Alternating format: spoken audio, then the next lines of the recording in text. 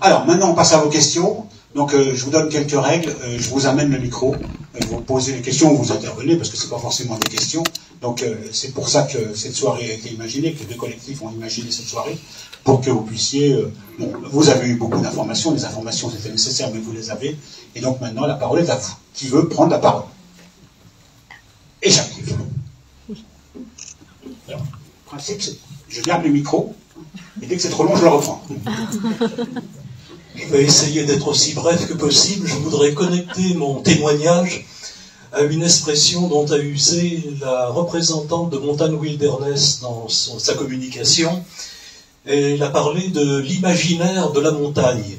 Et le témoignage que je voudrais vous livrer, c'est combien les anciens paradigmes qui datent des temps où s'épanouissait le contexte, plutôt le concept du tout-ski triomphant, ont plombé cet imaginaire. J'ai reçu, comme tous les citoyens de ce qu'on appelait Rhône-Alpes à l'époque, un dépliant avec une carte des réserves naturelles, des espaces protégés dans tous les massifs alpins. À l'emplacement de notre massif, il y avait une tache grise sur laquelle le nom de notre massif n'était même pas mentionné. Pourquoi? En lisant la légende, il fallait qu'il y ait, pour que le massif soit mentionné, un parc naturel régional, un parc naturel national ou une réserve naturelle. Rien de tout cela dans les bornes Aravis. Aucune visibilité.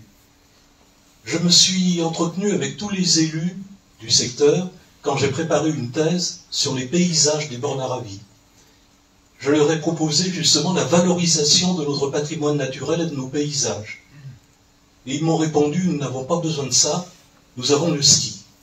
Moyennant quoi, sur la carte, apparaissait le Chablais avec son géoparc mondial labellisé par l'UNESCO. De l'autre côté, les Bauges, pareil, avec un géoparc labellisé par l'UNESCO, un parc naturel régional, et puis la Chartreuse et le Vercors. Et à notre emplacement, rien. Je leur ai dit, mais alors, mettez-vous à la place d'un touriste étranger. Pour lui, sur cette carte, les bornes Aravis n'existent pas. On m'a rétorqué à nouveau, mais nous n'avons pas besoin de ça, le ski suffit à notre notoriété. Alors voilà, pour vous dire à quel point les anciens paradigmes qui datent du tout-ski peuvent plomber l'imaginaire dont on a besoin pour rénover l'image de la montagne. En tout cas, c'est tout. Je ne sais pas qui veut répondre, hein, mais aussi il y a quelqu'un qui répond. Un bon démarrage de vos interventions. Sur ça rejoint ce que tu disais sur les imaginaires et sur le tout-ski aussi, parce que c'est de ça dont on parle aussi. Oui, pour moi, je suis totalement d'accord avec vous, et il y a cette idée de est-ce que 2030, ça peut pas être un jalon aussi, on se dit on valorise nos montagnes dans toute leur diversité, et en effet, comment on casse cet imaginaire de de toute façon, il suffit d'aller... c'est l'imaginaire qu'on a, nous, de nos montagnes, même qu'on renvoie de nos montagnes à l'extérieur. C'est toujours marrant d'aller à Paris en hiver et de voir partout des panneaux publicitaires de la station de ski où on voit pas les remontées mécaniques, mais on sent qu'on peut se faire du freeride à Val d'Isère. Ça, c'est celle que j'ai vue cet été. Alors qu'en fait, bon, c'est plutôt des forfaits qu'on vend. Mais par contre, en effet...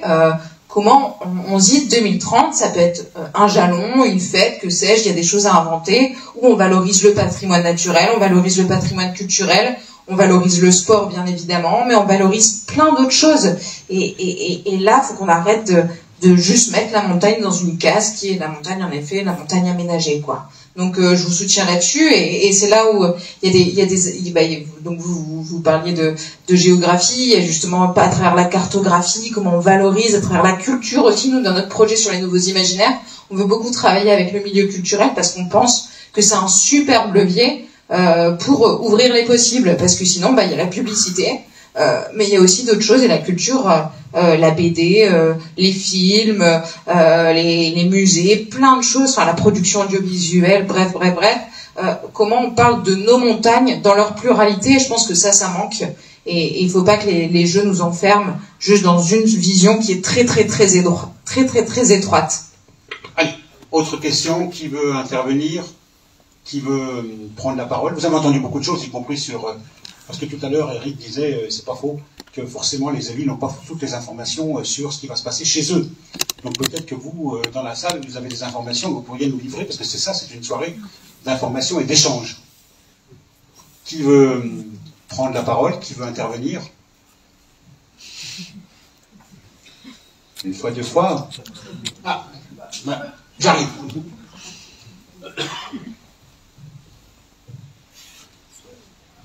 Bonsoir, alors moi j'ai pas d'informations forcément à vous livrer, par contre j'aimerais bien creuser un peu par rapport au contrat dont vous parliez entre le CIO et les pays accueillants.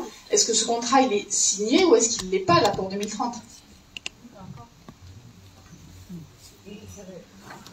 Ça va être assez rapide comme réponse. Non, non, pas encore, et c'est bien, au moment de l'annonce, en fait, c'est quand ils auront, donc c'est aussi pour ça que là, on est un peu dans l'attente de savoir, parce que le CIO a parlé d'une suspension, parce qu'il n'y aurait pas avec la dissolution. Le CIO ne sait plus à qui il aura affaire et qui pourra signer et engager l'État quant à la candidature des Alpes. Donc là, il y a une petite incertitude. Alors, ils se disent, bon, est-ce qu'on va suivre ou pas? Donc là, il y a aussi peut-être une fenêtre de tir. Enfin, mais en tout cas, ça veut dire que c'est à l'annonce de la candidature, de l'acceptation de la candidature, que tout l'aspect juridique se mettra en branle. Quand tu dis fenêtre de tir, là, c'est ton côté militant et tu dis que c'est peut-être le moment de se bouger, en gros, si je comprends bien. Alors, ce qu'on sait aussi, historiquement, c'est qu'une fois que la candidature est actée, comme je vous le disais pour le président japonais, quoi, une fois que c'est acté, c'est vraiment plus compliqué de faire valoir qu'on va revenir en arrière. Enfin, c'est voire quasiment jamais arrivé, je crois. Alors, Eric, peut-être que tu apportes un complément ou pas? Oui, ce qui est intéressant... Alors,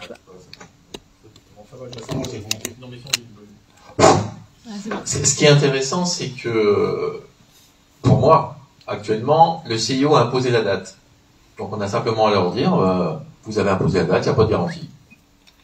Et là, il faudra avoir un petit peu de volonté politique. On va pas jouer avec ça. Mais ça serait l'esprit. Le CIO a imposé la date. Ils imposent un contrat de droit privé, comme ça a été dit, pour avoir des compensations financières s'il y avait une annulation. Le système est quand même assez pervers. Ils organisent dans un pays leur fête pour remplir leur caisse, parce que ça remplit les caisses du CIO pour vivre, et ils demandent l'assurance, en faisant payer leur événement par les autres, que si ça se passe pas comme prévu, ils ont une compensation. Autrement dit, ils gagnent à tous les étages. Et je trouve que la vraie fenêtre de tir aujourd'hui, c'est de dire, vous avez imposé 2030, c'est trop tôt, on n'arrive pas à estimer les coûts finaux de l'événement, donc il faut dire, pas de garantie. On n'a qu'à innover, on n'a qu'à être le premier pays à organiser les Jeux sans garantie.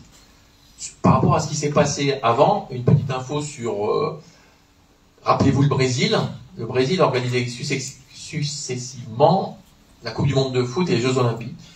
C'était un pays en voie de développement. Son développement économique a été brisé par l'organisation de ces deux événements sportifs majeurs. Seuls les esprits un peu taquins diraient que ça a été plombé à cause des détournements de fonds et des magouilles. Mais en fait, c'est l'orientation des budgets. J'ai le souvenir, parce que malheureusement, moi j'étais né contrairement à ceux qui font les malins à cette table. On avait les Jeux pour Albertville, et je me souviens de la banderole, quand on passait à Moutier, ne fermait pas la maternité. C'est-à-dire que certes, les Jeux d'Albertville ont profité à Albertville, mais Albertville n'a pas gagné du temps. Albertville a rattrapé le retard qui n'avait pas été fait avant. Ce qui a été évoqué sur l'histoire du TGV pour Muselier. On est chez les fous furieux. C'est-à-dire que les Jeux servent de prétexte à rattraper ce qui n'a pas été fait avant. Il pense même retravailler sur son TER entre Marseille et Briançon. Super. Qui est-ce qui a l'autorité et la compétence en termes de transport sur les TER, si c'est pas la région? Il faudrait s'adresser au président de la région Sud, Renaud Muselier. Mais à mon avis, il ne s'interroge pas lui-même. Donc en fait, on a cette obligation, mais on n'est pas obligé de dire oui au CIO, ils nous ont déjà imposé la date, débrouille-toi, t'assumes, et si ça marche pas, tu payes.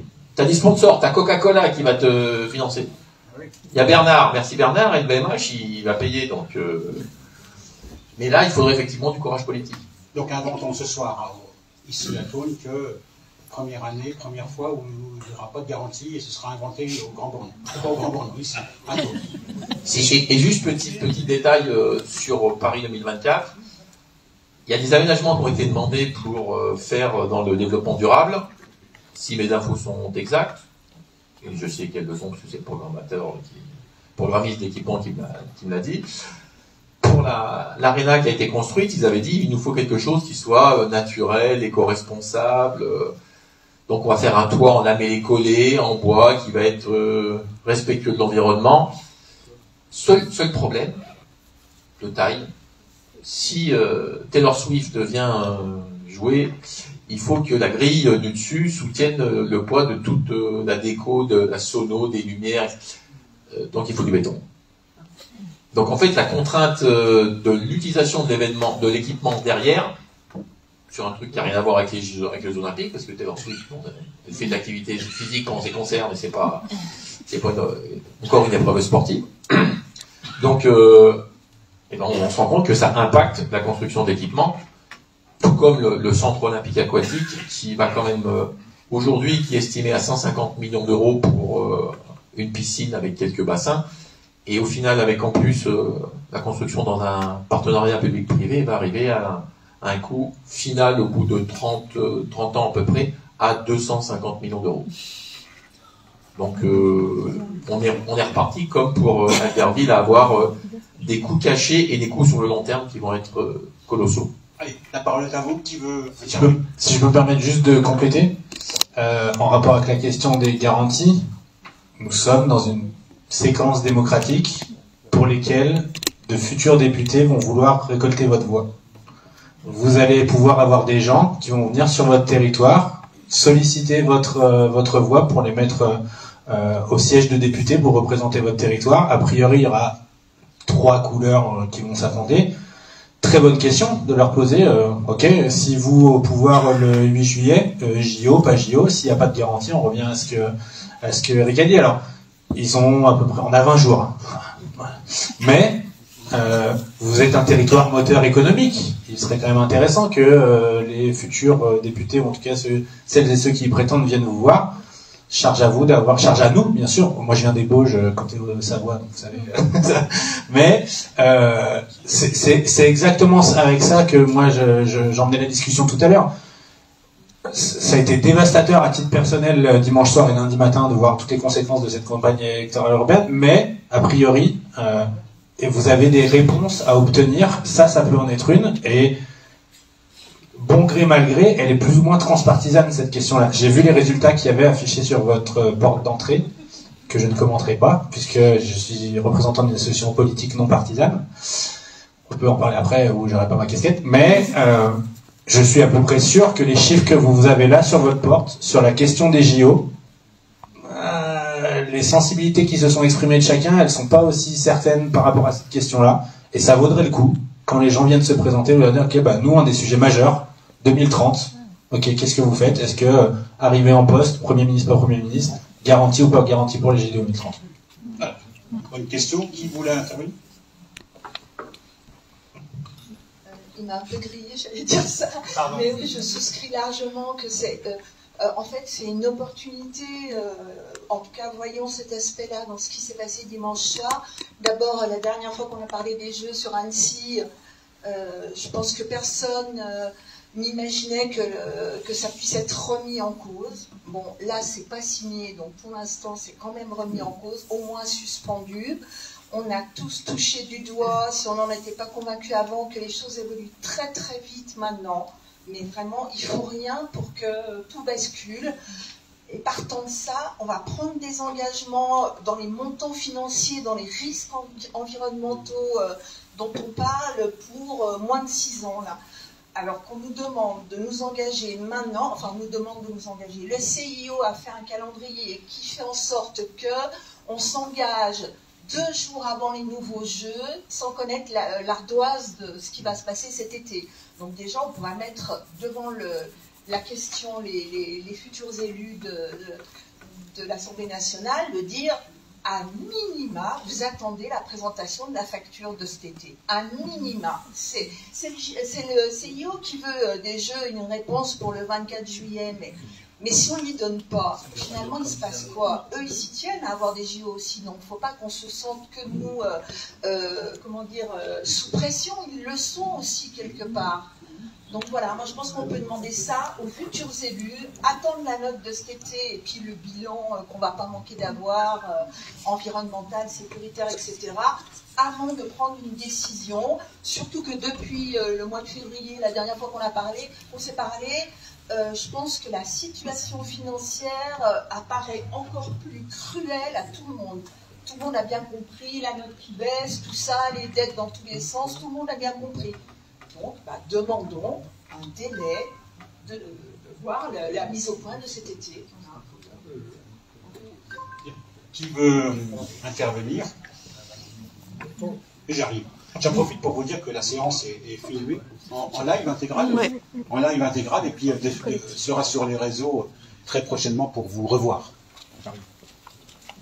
Donc on rentre dans le système où on est tous filmés, ouais, et on sera tous scannés. Non, c'est surtout vous. C'est vous. C'est que vous. Bon, bonsoir. En fait, c'est une question. Alors, j'ai entendu que malheureusement, les gens qui siègent tout là-bas derrière la table ont peut-être pas la réponse, mais peut-être quelqu'un d'autre va savoir la réponse. J'ai entendu que j'ai l'impression que les discussions, en tout cas de l'impact, tournent beaucoup autour de la question de l'héritage, des constructions. On a parlé des infrastructures. Et moi, du coup, j'ai un peu, pour l'instant, du mal à savoir si je suis pour ou contre, parce qu'en fait, j'ai aucune idée des projets d'infrastructure liés à ces JO. Alors, c'est une question vraiment, peut-être, désolé si elle est bête ou naïve, mais est-ce qu'il existe une liste officielle, officieuse c'est-à-dire, par exemple, moi, si le CJO, si on gagne un tram entre Thônes et Annecy, des pistes cyclables jusqu'à la Clusaz, pour l'occasion de ces JO, ça, et pas une piste de bobsleigh au Grand Bornand, et ben en fait, ça pourrait changer mon avis, si je suis pour ou si je suis contre. Et alors, est-ce que quelqu'un est suffisamment dans le secret des Alors, il faut être dans le secret. Alors, le tram entre Thônes et Annecy, en 5 ans, on peut l'avoir, mais dans le métavers. Dans l'imagination, dans les rêves, dans le fantasme. Et c'est un des problèmes. C'est-à-dire que si on est sérieux 2 secondes, parce que nous, les citoyens, on est sérieux, les élus ne le sont pas du tout. Quand on vous annonce de faire un train en 5 ans, j'ai été sidéré de lire les propos d'Hervé Guémard la semaine dernière, où il veut doubler la ligne de train entre Albertville et Bourg-Saint-Maurice. Alors il se trouve que j'ai passé 6 ans et demi à Bourg-Saint-Maurice. Il y a un petit peu des fois des chutes de pierres qui bloquent la route, et entre Moutier et Bourg-Saint-Maurice on met des bus. Je vois pas où est-ce qu'il va percer les tunnels. Dans le délai, et c'est là où l'irresponsabilité, et je pèse les mots, de déclarations politiques sont hallucinantes. Le même président Guémard explique que pour la transition et pour les stations de ski, lui, il n'est qu'influenceur, il n'est pas décideur. J'ai découvert donc que le département de la Savoie n'était plus propriétaire de S3V, de la remontée mécanique de Courchevel, ni responsable de toutes les décisions de Savoie Participation. C'est-à-dire que on est non seulement dans le déni, on est aussi dans l'invention d'éléments et dans le mensonge. Et pour venir spécifiquement sur les jeux, quand Laurent Wauquiez évoque 10 à 15 millions, c'est factuel, c'est dans la presse, 10 à 15 millions pour réaménager la piste de bobsleigh, qui est déficitaire depuis 32 ans, sur laquelle moi j'ai travaillé, et le déficit, il faut savoir que le déficit des Jeux Olympiques d'Albertville, qui est lié au surcoût de la piste de bob, puisqu'elle a coûté 3 fois plus cher que prévu, 70 millions initialement, 140 quand on nous a demandé d'intervenir, parce qu'ils ne savaient pas pourquoi on avait dépassé le budget. On est sur un truc olympique, moi j'avais coutume de dire à ce moment-là, j'ai découvert que l'organisation olympique, c'est comme quand on est dans un pays en guerre. Le pays en guerre, il peut être exsangue, il n'a pas d'argent, il trouvera toujours quelqu'un pour lui vendre des armes. À crédit, mais il trouvera toujours. Et le système olympique, c'est pareil. on est arrivé à 240 millions d'euros, parce qu'il a fallu armer tout le terrain à 25 mètres sous terre, injecter du béton pour solidifier, buser 2 torrents de montagne, faire un système sismique pour que la piste de bob puisse se placer. Et là, aujourd'hui, quand Laurent Wauquiez annonce on va mettre 10 à 15 millions, on ne sait pas pourquoi. Et d'où sort l'estimation des 10 à 15 millions. Et le problème, il est là, c'est que ils sortent des chiffres, moi, je comprends les élus qui envoient un courrier en disant on vient pas parce qu'on n'a pas d'éléments. On a quand même voté un soutien à la candidature, mais on ne sait pas sur quoi. Et ça, c'est inquiétant. C'est inquiétant parce que les élus sont responsables des deniers publics, de la projection sur les territoires, et on a aujourd'hui des pistes, des sommes qui sont lancées, mais on ne nous explique même pas pourquoi. Peut-être que les 10 à 15 millions sont intéressantes. Encore que pour la piste de bob, il y a moins de 100 licenciés depuis des années. Un rapport de l'inspection générale de jeunesse et sport a montré que c'était plus que discutable. Et ça ne va pas rattraper. Et on oublie le déficit pendant 32 ans. Ça, c'est merveilleux. Si on nous dit on fait une économie, il n'y aura pas besoin de reconstruire une piste de bob. Et t'en fais quoi du passif? Et là, il y a vraiment escroquerie. Alors, Fabienne, Pauline, et puis après j'ai vu qu'il y avait une main levée là-bas. Juste sur le déficit de la piste de bob à la Plagne, dans les mêmes journaux, ils parlaient d'1,5 million par an, le déficit d'exploitation. Pas tout à fait. On est si les chiffres que, pour le coup, moi j'ai pu voir en direct avec les exploitants de la piste, on est sur un coût de fonctionnement d'environ 1,2 million par an. On a une subvention ces dernières années qui serait autour de 200 000, mais j'ai du mal à envisager qu'on arrive à avoir un chiffre d'affaires produit de 800 000. Ça, et puis j'ai des chiffres beaucoup plus anciens qui montrent qu'on était vraiment dans le rouge, exception faite en 2013 ou 2014, parce qu'ils avaient vendu une prestation pour les Jeux Olympiques de Sochi, et là ils avaient eu une augmentation de 600 000 euros, je crois, dans le résultat.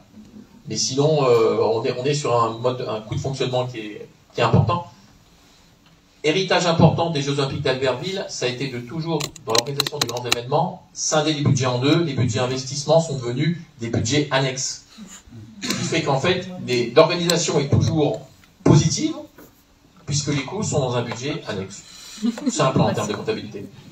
Fabienne, on a quelques élus dans la salle quand même. Oui, je vais peut-être vous expliquer ce qu'on nous dit, nous, à la commission Jeux Olympiques, à la région, et la façon dont ça se passe. En fait, on demande aux élus, aux maires des Aravis, de dire, c'est quoi votre liste de courses? Qu'est-ce que vous voulez? Par exemple, on voudrait faire un village de presse au Grand Beau, bah dites-nous. Alors on nous dit, bah peut-être qu'on va le faire dans la crèche. Alors peut-être qu'il faut reconstruire une autre crèche à côté. Puis on voit si ça passe après.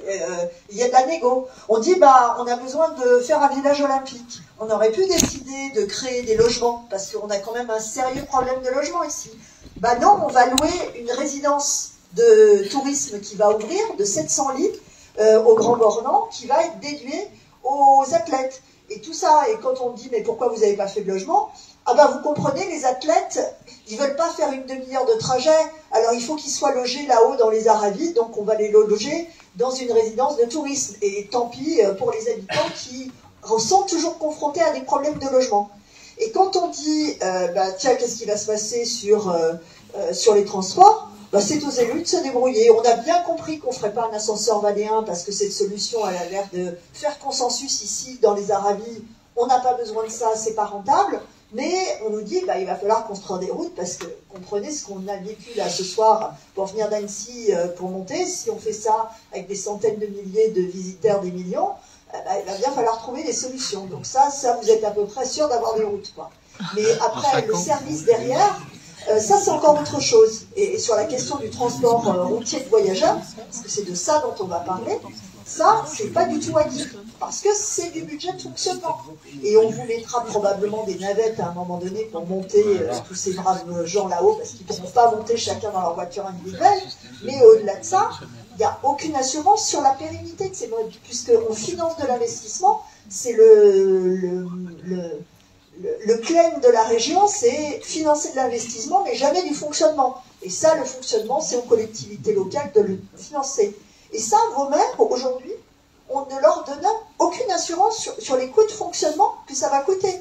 Quel service public vous allez devoir être obligé de faire fonctionner, de supprimer, parce que vous n'aurez plus les moyens, parce qu'il faudra payer des frais de fonctionnement, éventuellement pour un centre semi-enterré au Confat, qui va accueillir le centre de chronométrage, un centre de presse. À quoi ça va servir derrière? Probablement pour accueillir des scolaires, mais combien ça va coûter en termes de fonctionnement à la commune de la Clusaz? Ça, c'est pas dit dans la chanson. Et cette question du coût global des investissements, c'est la même chose pour la piste de bobsleigh, elle n'est jamais posée, ni que dans les garanties financières qui doivent être apportées aux collectivités territoriales.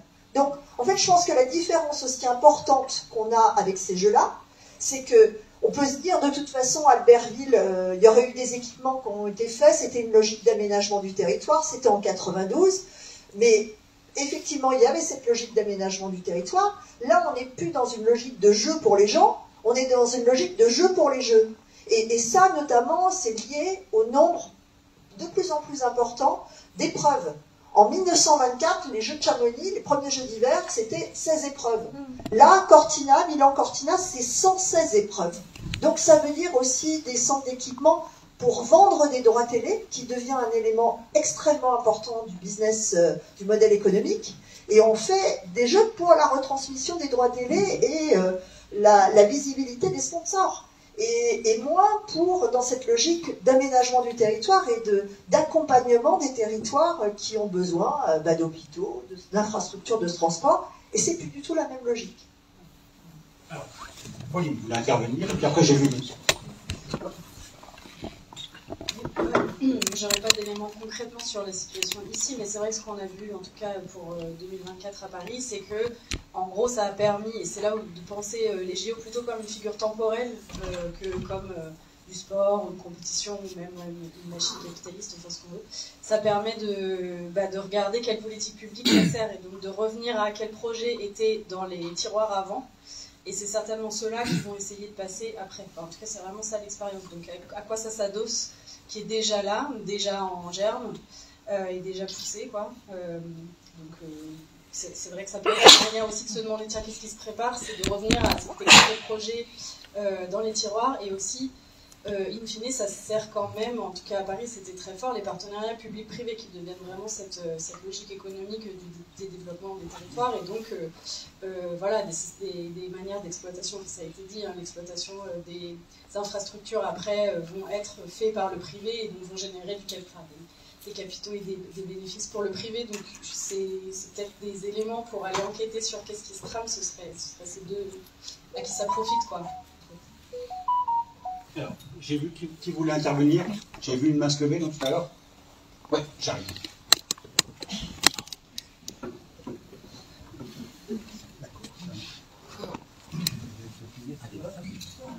Merci, bonsoir. Ouais, je voulais juste avoir une information par rapport aux autres pays qui avaient proposé leur candidature, la Suède et la Suisse. A priori, donc ils ont été retirés. Donc, est-ce que c'est le CIO lui qui a pris la décision, ou est-ce que c'est parce que d'après ce que j'ai entendu, je crois que c'est les pays eux-mêmes donc ont refusé suite à un avis de la population. Est-ce que vous pouvez en dire un peu plus A priori, c'est le CIO qui a décidé, parce que c'est un nouveau système cette année. Ils ont fait une commission spéciale. Avant, ça passait en vote général, alors que là, ils ont fait une commission d'évaluation pour rentrer en dialogue ciblé. D'ailleurs, j'ai appris cette semaine qu'on était officiellement en dialogue ciblé depuis cette semaine. Alors avant, je ne sais pas ce que c'était, hein, mais le vocabulaire change à chaque fois quand ça les arrange.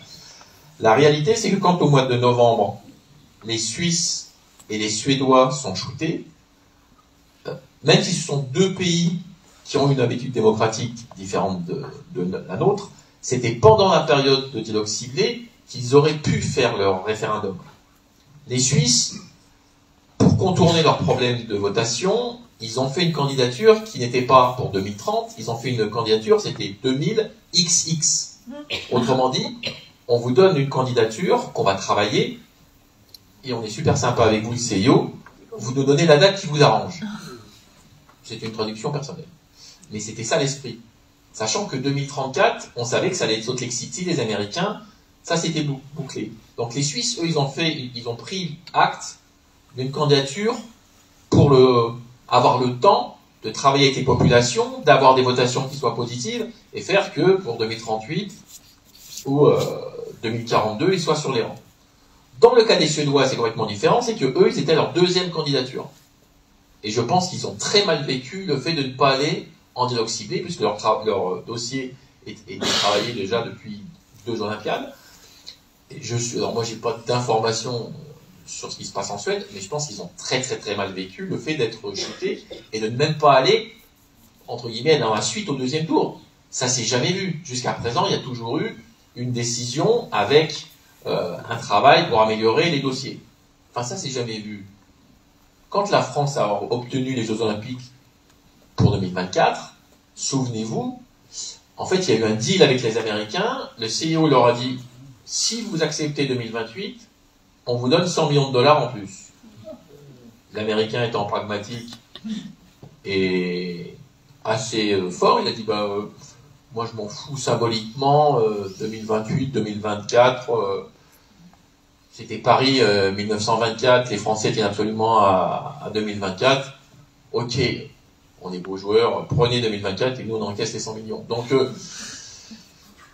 il n'y a pas eu de dialogue ciblé. Moi, j'ai des connaissances qui étaient dans l'avion, qui sont allés à Lima pour savoir qu'ils allaient avoir les Jeux. Le champagne coulait à flot à l'aller et au retour.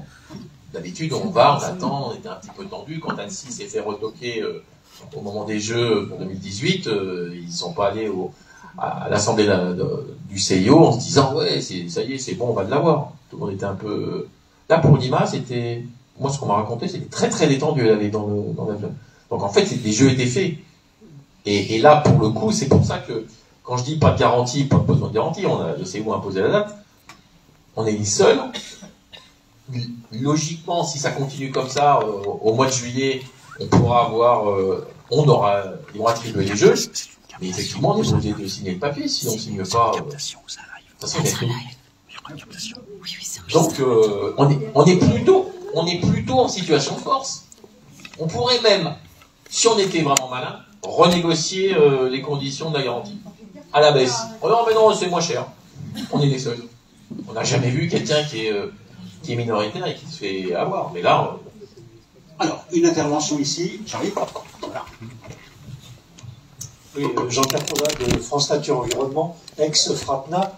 Et donc, on ressent bien que c'est une sorte de Titanic dont vous parlez, un Titanic puissant qui est lancé sur sa trajectoire, et puisqu'on parle des Jeux d'hiver, qui se dirigent probablement vers un iceberg.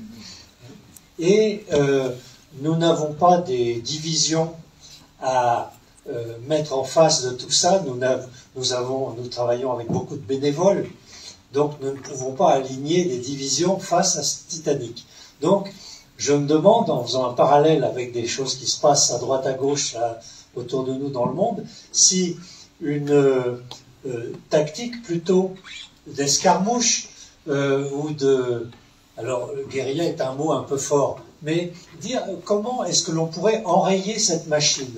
Par exemple, les élus de nos territoires ici sont en train de travailler sur le schéma de cohérence territoriale, et en Maurienne, par exemple, eh bien, en justice, on a fait tomber, c'est le SCOT, le schéma de cohérence territoriale de Maurienne, parce que le projet, avec ses unités touristiques nouvelles qui étaient dedans, n'était pas adapté à une vision à 20 ans pour le territoire.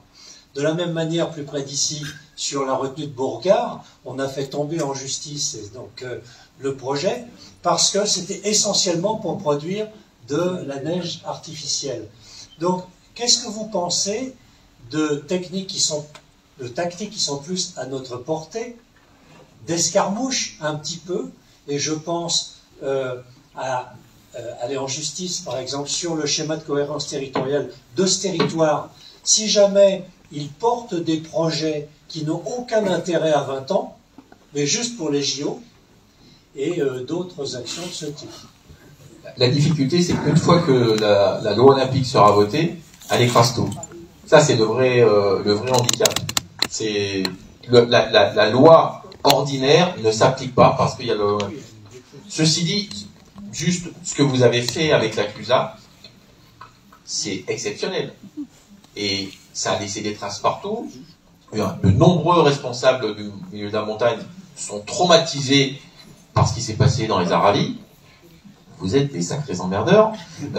Mais Et ça a donné des exemples partout. C'est vrai que derrière le schéma, le Scott, il est tombé en Maurienne, mais ça a laissé des traces absolument énormes. C'est une énorme victoire qui a été posée. C'est-à-dire que moi, je serais pas loin de penser que si certains recommençaient à faire un petit peu de mouvement ou d'opposition, une guérilla administrative ou autre, dans les Aravis, certains auraient vite peur parce que ils sont vite tendus. Hein. Ils sont très très vite tendus parce qu'ils savent que ça tient à pas grand chose. Et surtout, ils ont commencé à perdre. Et là, ils n'étaient pas habitués. Allez. Moi, je veux bien compléter. C'est vrai que là, si on parle un peu de victoire, parce que nos assos, elles gagnent aussi des victoires. On a parlé de la Clusa, on a parlé du Scott Maurienne, il y a aussi le PLU de l'Alpe d'Huez qui a été retoqué. En fait, globalement, la justice, on a des victoires sur le plan de la justice d'un point de vue environnemental. Et ça compte parce que ça va dans le bon sens. Et en même temps, c'est tous parallèles. J'ai aussi envie de citer, il n'y a pas que la justice, il y a aussi le rapport de la Cour des comptes quand même, février, début d'année, qui dit faut arrêter avec le modèle de la montagne 100% aménagée, faut engager la transition à l'adaptation des stations de montagne. Donc clairement, il y a un élan qui part aussi de ce niveau-là et qui fait du bien aux associations, aux collectifs, aux habitants qui se mobilisent et qui disent waouh, même au niveau de la justice, il y a des choses qui bougent. Donc ça, il faut continuer ce travail-là. Et après, il y a aussi pour moi un élan qu'il faut faire, c'est comment on parle d'autres choses en 2030. Moi, j'aimerais bien aussi que finalement, on arrive à rendre ces jeux obsolètes parce qu'on crée une autre dynamique dans nos territoires. Et pour moi, c'est ça qui compte le plus. Et c'est pour ça que je dis oui, il faut un référendum, oui, il faut des débats sur les JO, mais il faut vraiment des débats sur le devenir de nos territoires. Parce qu'à partir de là, quand on dit que ce qu'on veut, c'est en effet un tram parce qu'on veut de la mobilité douce, c'est de faire des projets sportifs, mais aussi où on embarque du monde. C'est faire de la valorisation de notre patrimoine naturel parce qu'on a tout intérêt à le préserver, etc. Ben, en fait, à partir du moment où on crée cet élan, ce mouvement de bascule pour autre chose, ben, en fait, on est quand même fort. En tout cas, on active quelque chose de culturel qui, pour moi, est beaucoup plus moteur que simplement être 100% dans le contre. Alors après, il va falloir être dans le contre, soyons lucides, mais je pense que ça suffira pas, quoi. Donc, comment on arrive à associer nos forces, nos stratégies, justement, pour être toujours dans ces deux dynamiques et en tout cas, moi, j'y crois et c'est aussi ce pourquoi on a envie de travailler, nous, en se disant, avec tout ce pognon, qu'est-ce qu'on pourrait faire d'autre pour les Alpes? C'est parce que je pense que des bonnes idées, on n'en manque pas, et des choses à valoriser, on n'en manque pas. Par contre, on n'en parle clairement pas assez. Donc, il faudrait aussi que ces jeux d'hiver, ils couvrent pas aussi tout le paysage médiatique. Parce que si on fait que de parler de l'héritage financier, des problèmes à la marge de certains aménagements, mais en fait, on va concentrer toujours là-dessus. Et à des moments, faut qu'on arrive à faire ça parce que c'est indispensable, mais il faut aussi qu'on arrive à parler d'autres choses. Antoine, peut-être une question de la salle, j'ai vu qu'il y avait une main qui se pouvait. Et moi, du coup, je vais parler de la même chose que j'ai parlé depuis tout à l'heure. Merci Fiona de rappeler certaines victoires que je vais mettre en perspective du 30 juin et du 7 juillet, puisque, encore une fois, se joue une bataille de possibilité de mener des référents en justice, de possibilité de voir des mouvements environnementaux associatifs être financés ou pas, la criminalisation du militantisme, etc., etc. Enfin, je me permets d'insister, hein, parce que, encore une fois, séquence démocratique très courte, etc., etc. La question, les victoires apportées, la capacité de se mobiliser, potentiellement la capacité de se réunir, toutes ces questions-là sont des enjeux qu'on doit avoir en tête à l'aune des 20 prochains jours et du scrutin qu'il y a derrière. Donc encore une fois, avec les choix qui seront les vôtres, mais rappelons-nous que la capacité même du droit d'association, la capacité de se rassembler, la capacité de se faire financer, la capacité de se faire couper ses financements, même pour une association comme la nôtre, nous on touche pas de finances publiques du tout, mais on peut faire bénéficier à nos mécènes le crédit d'impôt. C'est des décisions, encore une fois, qui sont soumises à l'Assemblée nationale, qui sont soumises à nos élus. Donc, bien sûr, 2030 en tête avec toutes ces choses-là, mais la capacité même à réfléchir, voire à se mobiliser, voire à inventer 2030, elle se joue d'abord le 30 juin et le 7 juillet. Et désolé d'être un peu monologue, mais il faut quand même l'avoir bien en tête. Qui veut intervenir une ou deux ou quelques interventions avant de se quitter. Merci. C'est intéressant parce que du coup on parle de vos victoires, des luttes qui ont été menées. Et on peut aussi, en parallèle de parler de victoire, je pense parler de fracture, malheureusement. Parce que du coup, typiquement sur la retenue collinaire de la Clusa, finalement, il y a eu besoin d'une lutte pour montrer que c'était pas légal. Et en fait, ça crée des fractures assez profondes dans les villages, parce que c'est des petits villages. Là, on parle des JO de Paris. C'est des plus grosses villes. Là, on est sur des petits territoires. On va devoir se positionner pour ou contre tel ou tel projet. Donc là, c'est pour ou contre les JO, sans information, ça nous tombe dessus, il faut qu'on se positionne. Et finalement, comme ça a été dit juste à côté de moi, en fait, on ne sait pas pourquoi on est et contre quoi on est, finalement. Et voilà, moi, je voulais juste, en parallèle des victoires potentielles, c'est aussi énormément de fractures et de vies qui sont plus ou moins difficiles quand on a ce genre de projet qui nous tombe dessus. C'est que on doit prendre des positions fortes et que Fiona l'a rappelé, on ne parle pas des projets pour lesquels on est pendant qu'on se bat contre. Et en fait, ça bloque complètement les imaginaires. On en a jusqu'à 2030, si les JO se passent, on en a jusqu'à 2030 à en fait majoritairement se battre contre quelque chose et à être complètement bloqué par ce sujet en fait. Et on aura beau proposer ce qu'on veut au milieu de tout ça, ça sera la grande bataille sur voilà, ça va se radicaliser, ça va s'énerver, ça va être une grande bataille. Et du coup, c'est assez triste de voir que finalement, on doit mener des batailles incroyables pour donner raison ou tort à tel ou tel parti, et que en fait, c'est juste un dysfonctionnement démocratique incroyable ce qu'on vit là. Voilà, témoignage. Une intervention du collectif. Oh, c'est pas du collectif, c'est moi. Par contre, là, je vois qu'on parle de structure, de JO, de tout ça. Mais il y a une seule chose qui progresse, c'est la misère. À aucun moment, je ne vous ai entendu parler de on n'a qu'à arrêter les JO et on donne les moyens à tous ceux qui sont dans la précarité, qui sont dans la rue et qui est grandissante, sachant qu'il y a une étude, je ne sais plus laquelle, qui disait que même dans les stations, jusqu'à entre 10 et 20% de personnes vivaient sous le seuil de pauvreté. C'est certain, on distribue des sacs alimentaires, même jusqu'au Grand Bornand. Donc, c'est bien beau d'avoir tous ces... de prévoir des bâtiments industriels pour l'élevage industriel du touriste, qui s'appelle des résidences de tourisme, et alors qu'à côté de ça, il y en a qui n'arrivent pas à se loger. Et ce qui implique un nouvel exode rural, c'est-à-dire que nos gamins ne peuvent pas habiter dans le village de leurs ancêtres, ils sont obligés de se barrer. Donc les JO, ça va accélérer tout ce processus. Donc moi je viens l'écologie, tout ce qu'on veut, mais pensons humainement à tous ceux qui n'ont de moins en moins dans les stations, qui ont de moins en moins dans les vallées. Donc, et là, je ne parle pas aussi du partage du territoire entre le monde agricole et le monde touristique, parce que ça va devenir de plus en plus terrible. Les champs, les pâtures traversées par les VTT, par les touristes, tout ça en masse. Donc, voilà. Est-ce qu'on pourrait dire stop les JO, maintenant les ronds, vous les donnez pour ceux qui ont faim et qui n'ont pas de logement? Non?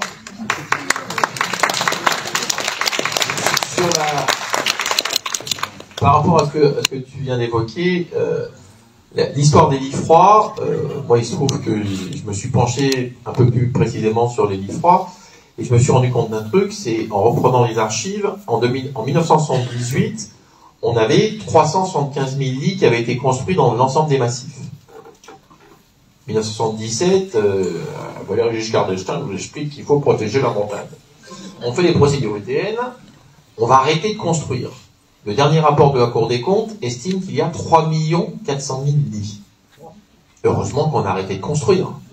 Le prix du mètre carré a explosé. Effectivement, on a de nouveau un exode. Et puis on a des lobbies. Il faut appeler un chat un chat. On a des lobbies qui sont expliqués à la Commission des finances l'année dernière que 56% des clients qui venaient aux stations de ski avaient des revenus par foyer fiscaux après impôt inférieurs à 36 000 euros par an. Ça fait 3 000 euros par mois pour une famille. Je vous pose la question, est-ce que vous en connaissez beaucoup qui ne sont pas forcément dans les massifs alpins, qui vont au sport d'hiver avec 3 000 euros net par mois pour une famille? Ce sont les mêmes qui vous expliquent que 26% des Français skient chaque année. Ce qui fait globalement 17 millions. Ces chiffres ont été donnés devant la Commission des finances des députés. Les députés, eux, ils sont pas spécialistes, on prend des chiffres, on les regarde, on s'en rend pas compte. Quand on compte le nombre d'habitants qui quittent les villages de montagne, qui quittent les stations, il y a une perte sur tous les massifs, dans tous les villages, même dans certains qui sont favorisés. Hier, j'étais à Megève, dans la ZUP. Ils sont passés de 5000 habitants à 3000. Ils ont un réel problème, parce que les permanents ne peuvent plus vivre, même à Megève. Peut-être même surtout, ou à Courchevel. Mais quand on n'est pas propriétaire de son bien, et les droits de succession, et toutes ces choses-là font que, en fait, on ne traite pas les questions. On a 50% de l'IFRA, à chaque fois on reprend les choses. Et moi, j'ai été très frappé, suite au rapport de la Cour des comptes, de voir comment, majoritairement, les présidents de région, quels que soient les bords politiques, et j'ai à l'esprit, puisque moi je partage ma vie entre Aura et Occitanie, mais c'était le même discours. Quand même, la Cour des comptes, ils exagèrent. Ils exagèrent de dire que ça va pas dans le bon sens. Leurs chiffres sont tronqués. Les chiffres de la Cour des comptes sont ceux qu'ils prennent chez DSF, à l'Association des maires, etc. Donc on a aujourd'hui non seulement un délit démocratique, un problème sur l'organisation de la montagne, sur la façon de voir la vie de la montagne, et effectivement le tout ski bouffe encore une partie. Et pour avoir des amis à la Clusaz, je sais qu'il y a des familles où au moment de la retenue collinaire, on ne se parle plus. Il y a un sujet qu'on ne parle pas. Il y a aussi des personnes qui ont vendu, y compris leur résidence secondaire, en disant on s'en va parce que l'ambiance est pourrie. C'est-à-dire effectivement, il y a des fractures, et on ne soigne pas ces fractures parce que on continue d'injecter du béton, de faire tourner les toupies, de construire et d'exclure des gens des territoires. Et je rejoins ce qui a été dit, on va arriver à des gros points de crispation. Une dernière intervention, là, les uns les autres, sauf si vous avez un mot à rajouter. Une dernière intervention, madame. Oui. Alors j'ai bien suivi et j'adhère à pas mal de choses dans ce débat. Par contre, je trouve qu'on a oublié de parler je ne sais pas si on a oublié, de parler des athlètes, de ceux qui vont justement faire les JO pour gagner des médailles et qui s'entraînent pour cela, quoi. Et donc, dans les JO, il y a quand même aussi ça. Alors, je ne sais pas, c'est une... Non, c'est hyper intéressant le sujet des athlètes. Ça ne représente pas beaucoup la population. Mais les athlètes en France, que ce soit sport d'hiver ou sport d'été, ils s'entraînent. Donc quand je disais que c'est un vrai travail, c'est tu te lèves le matin, tu vas t'entraîner, tu manges, puis tu retournes t'entraîner. Franchement, moi, depuis que j'ai arrêté le haut niveau, j'ai l'impression de ne plus faire grand-chose, même si je travaille à côté. Donc c'est quand même pour les gens qui connaissent pas le haut niveau, c'est quand même très demandeur.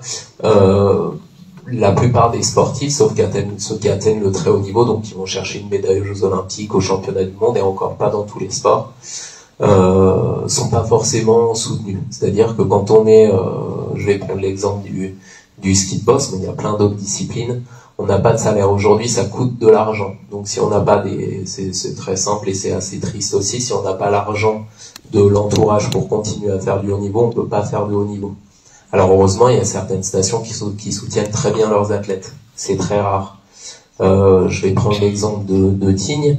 À mon époque, Johan Claret, Anémone Marmottan, donc qui était à très haut niveau, qui faisait déjà des podiums, et puis moi, à moins haut niveau, on avait la même aide, on avait 1500 € par an. Donc c'était 1500 € de Tignes, c'est pas pour plaindre le sport de haut niveau, hein, et puis 1500 € de la fédé. Donc moi j'avais 3000 € pour vivre à l'année, et puis l'année où j'ai quitté la fédération, pour l'entraînement d'été et l'entraînement d'automne, ça me coûtait 6 000 €. Donc j'ai arrêté à cette période. C'est pas tout le sport de haut niveau qui est comme ça, mais c'est eux qui font vivre les Jeux Olympiques. Et les Jeux Olympiques, ça rémunère qui? Ça rémunère pas les athlètes. Alors ça rémunère peut-être les athlètes qui vont gagner ou qui vont faire des podiums, mais pas les autres. Donc le sport, c'est une passion, mais les Jeux Olympiques existent grâce aux athlètes. Donc assez, si je fais un petit parallèle, assez gladiateur des temps modernes, et ça va rémunérer. C'est pour ça que je parle du système Jeux Olympiques d'aujourd'hui qui, de mon point de vue, ne fonctionne pas et qui est clairement à remoduler. Ces athlètes, ils gagnent rien, et puis tout l'argent qui est dégagé, je vous laisse deviner à qui il va. J'ai pas tous les noms, mais il va pas aux athlètes. Voilà.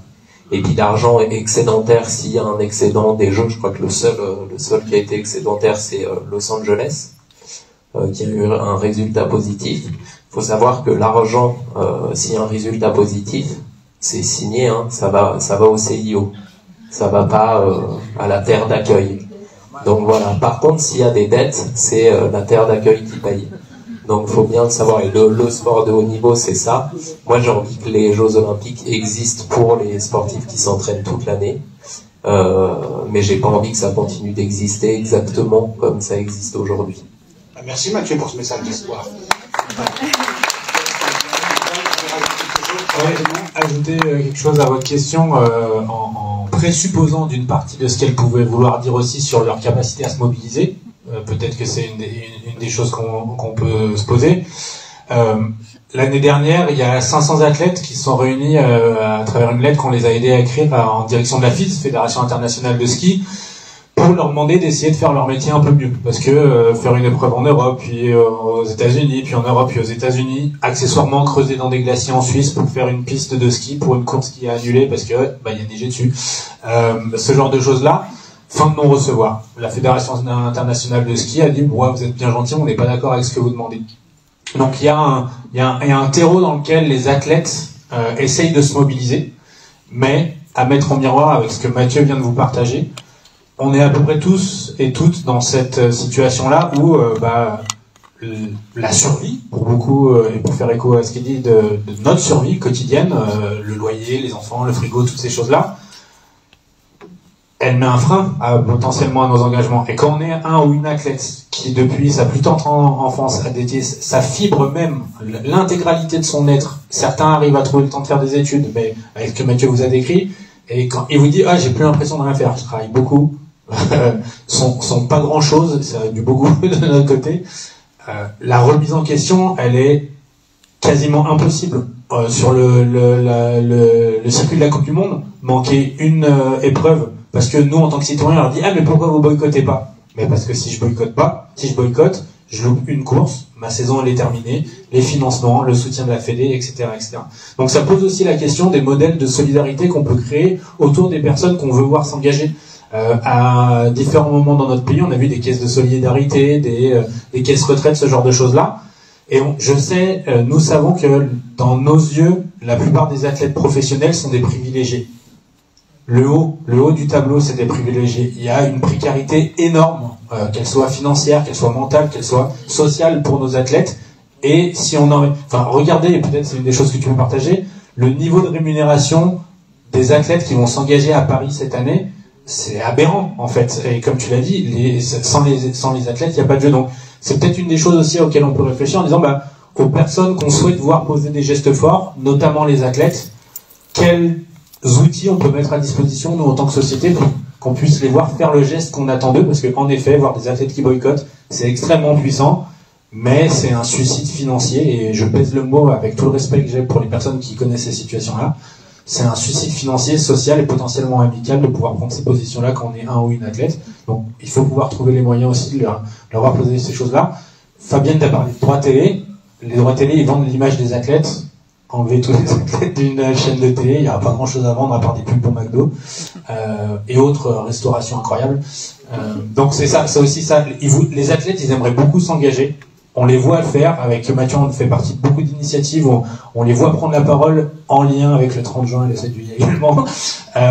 Au bout d'un moment, ils sont dans la même situation que nous, et une des choses qu'on n'a pas dit, c'est que La grève, ça n'existe pas pour les athlètes. Ils n'ont pas de contrat, ils n'ont pas toutes ces choses-là. Ce ne sont pas des employés comme les autres, ils n'ont pas de protection sociale, etc., etc. Donc, c'est une question qu'on peut se poser au bout d'un moment. Quel modèle on trouve pour que les athlètes qui sont censés nous inspirer, nous représenter, être les symboles de la société qu'on veut voir être mis en avant, aient les mêmes garanties sociales, le peu qu'il nous en reste encore, pour pouvoir poser les gestes qu'on attend d'eux.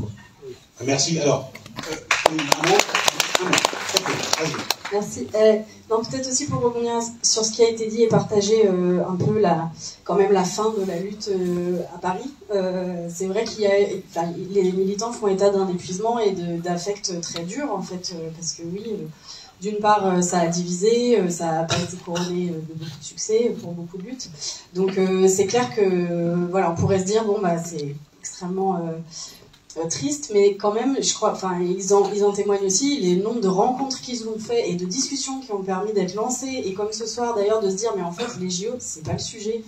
En fait, ce dont on se rend compte, c'est d'une dépossession générale, à la fois économique, démocratique, et sur les sujets dont on a envie de parler, de notre futur, en fait, c'est quoi l'horizon qu'on se donne, et on est un peu bloqué par ces objets-là qui sont tellement massif qu'on se dit que c'est ça le sujet, mais en fait non. Donc cette espèce de décentrement et cette réappropriation de c'est quoi les sujets qui comptent pour nous, et je crois que c'était vraiment le message aussi là partagé, du coup de voilà, reprendre possession. Et en fait on voit dans plein d'endroits que ça a commencé à germer du fait de ces endroits de lutte où ces discussions ont eu lieu, de ces débats qui ont permis de décentrer et de se demander qu'est-ce qu'on a envie de faire en commun et sur quoi on peut construire ensemble plutôt que de se diviser face à cet objet pas très intéressant finalement. Merci, parfait. Merci. Donc on va peut-être conclure avec ce que disait Fiona au début, finalement, réinventons la montagne, retrouvons des imaginaires différents, profitons de ces discussions avec les JO. Fabienne disait que Dawn, ce soir, inaugure une série de débats, j'imagine qu'il y en aura d'autres, j'espère qu'il y en aura d'autres, même si tu n'as pas été entendu aujourd'hui à Annecy, il y aura peut-être quand même des débats d'information d'ailleurs, parce que la population n'a pas forcément d'information. Donc merci aux deux collectifs, Pierre Arabis et puis pour une transition participative à Dawn, bravo d'avoir organisé ce débat. Merci à tous les intervenants qui sont venus, certains de loin, d'autres d'un peu moins loin, d'autres de très très très loin, non, de Megève. De Grenoble, et qui sont venus tous bénévolement. Et je voulais juste vous dire quand même que cette soirée a un coût, porté par les deux collectifs. Et donc il y a des chapeaux, des casquettes, je ne sais pas. Donc si vous pouvez contribuer à la bonne équipe des deux collectifs pour organiser des débats comme ça de qualité, faites-le avant de partir. Grosso modo, la salle, parce que la collectivité ne met pas à disposition gratuitement la salle, mais la salle, c'est un coût de 500 €, donc ça vous donne une idée, et je ne parle pas du travail de bénévoles. Et puis merci à la presse de s'être déplacée. Je vois qu'il y a Maxime qui a pris beaucoup de notes là. Vous retrouverez ça dans les Sens Savoyards. Et puis je donne la parole à Gérard parce qu'il a filmé. Peut-être qu'on retrouvera Gérard sur Livre Info, les informations.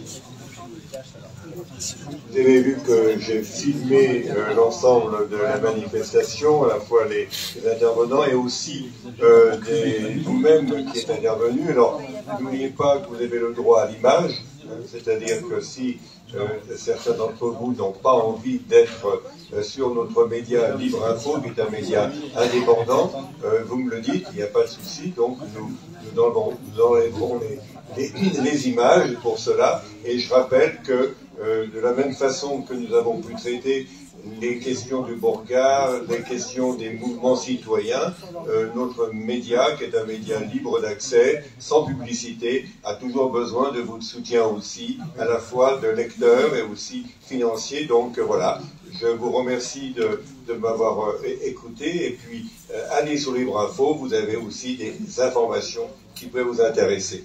Merci.